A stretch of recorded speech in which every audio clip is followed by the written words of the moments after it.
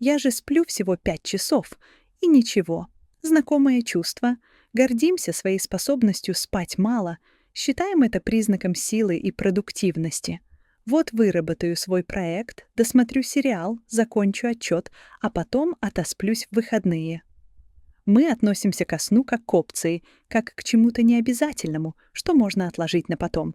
А что, если я скажу вам, что каждую ночь, когда вы жертвуете сном, вы берете у своего мозга и нервной системы кредит с чудовищными процентами? И расплачиваться придется не только завтрашней усталостью, а вашим настроением, памятью, здоровьем и даже интеллектом. Сегодня мы подробно разберем, что на самом деле творит недосып с вашим самым главным органом. Мозговая клининговая служба, или зачем нам вообще нужен сон? Представьте свой мозг за день. Он работает без перерыва. Вы принимаете решения, обрабатываете информацию, общаетесь, учитесь. Весь этот интенсивный труд оставляет после себя мусор, токсичные белки, продукты метаболизма, отработанные нейромедиаторы. И вот наступает ночь. Пока вы спите глубоким сном, в вашем мозге запускается уникальный процесс — глимфатическая система. Это что-то вроде элитной клининговой службы. Мозговые клетки слегка сжимаются, увеличивая межклеточное пространство, и через него начинает активно прокачиваться спинномозговая жидкость.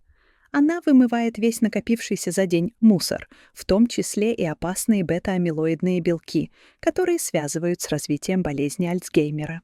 Говоря простыми словами, ночью ваш мозг не выключается. Он переходит в режим интенсивной уборки и починки. Если вы не даете ему этого времени, он просыпается грязным и засоренным. Недосып и интеллект. Почему я туплю?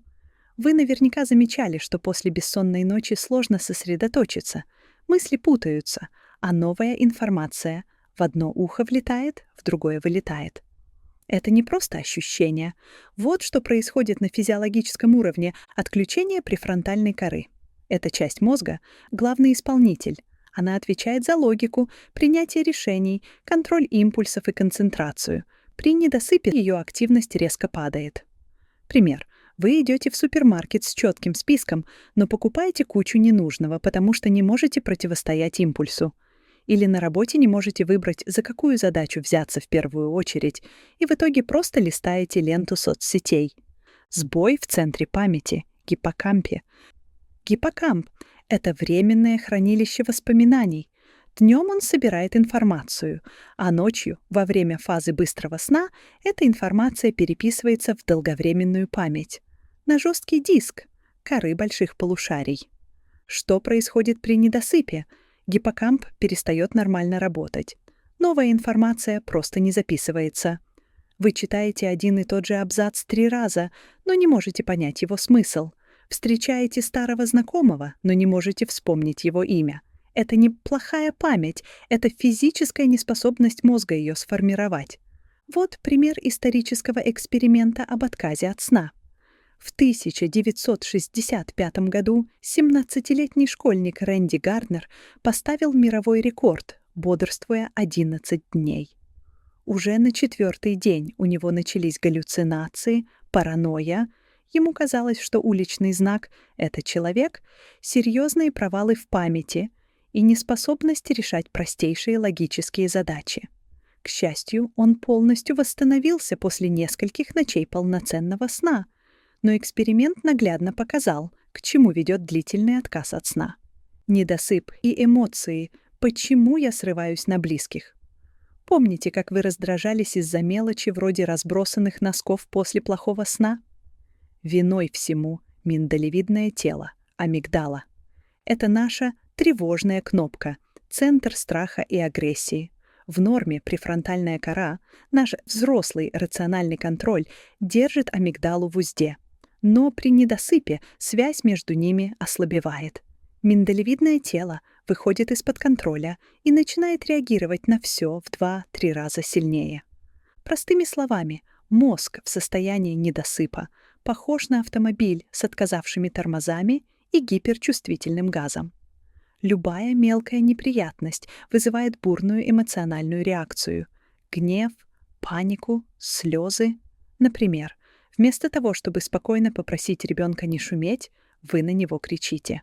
Коллега делает безобидное замечание, а вы воспринимаете его как личное оскорбление и весь день ходите расстроенным. Недосып делает нас эмоционально неустойчивыми, тревожными и агрессивными. Недосып и физическое здоровье нервной системы — наш тихий разрушитель. Здесь последствия самые пугающие, потому что их не видно сразу. Болевая чувствительность. Недосып снижает ваш болевой порог. Те боли, которые вы в обычном состоянии почти не замечали, например, ноющая спина или голова, при недосыпе становятся невыносимыми. Мозг хуже справляется с фильтрацией болевых сигналов. Риск тяжелых болезней. Помните про тот мусор, который не выводится? Накопление бета-амилоидных бляшек – один из ключевых факторов развития болезни Альцгеймера. Хронический недосып значительно повышает риски этого и других нейродегенеративных заболеваний в будущем. Гормональный хаос, нехватка сна нарушает выработку гормонов, падает уровень лептина, гормона сытости, и растет уровень грелина, гормона голода. Результат – вы постоянно хотите есть, особенно сладкого и жирного, и набираете вес. Что же делать? Соблюдайте несколько простых правил. Осознав масштаб вреда, уже не хочется геройствовать за счет сна. Вот ваша новая стратегия. Приоритет, а не опция.